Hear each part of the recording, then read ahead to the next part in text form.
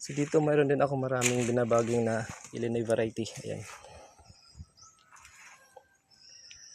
Kung magtataka kayo bakit ganyan yan, bali yung mga puno na yan ay tinanggal ko sa pinagtaniman kasi yung area na pinagtaniman ko niyan ay gagamitin ko.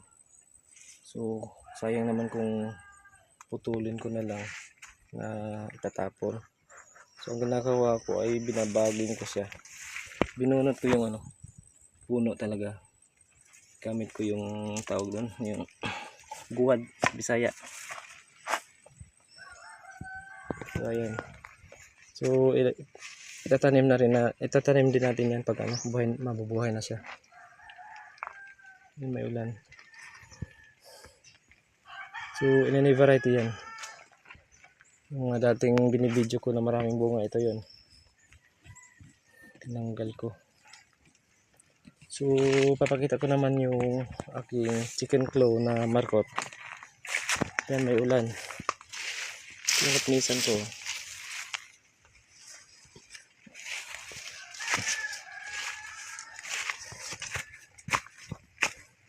So ito yung line ko dati na Illinois.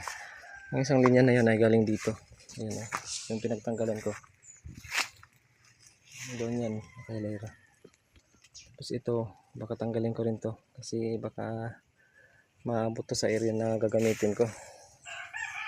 Ayan, possible na matanggal ko rin yan. Ito kayong nandoon sa kalsada, yun yung binubunot ko na binabaging ko. Yung nandyan dati na maraming bunga na binibidyo ko lagi. So ito lang yung aking chicken claw na markot. Okay nga lang. So ayan, nag-umpisa na rin mag-ugat. Madali lang yan, dumami yung ugat na yan pag padidigan natin palagi. Yan, may ugat na yung chicken claw. Yan. Dagdag pang tanim na naman tayo. Ayan o. Ugat na. Dito may nag-action siyang parang nalantay yung dahon pero may ugat naman siya. So mabubuhay pa rin yan. Pwede na nga siguro itong putulin kasi mahaba na yung ugat mo. Pwede na rin yung ibabaging.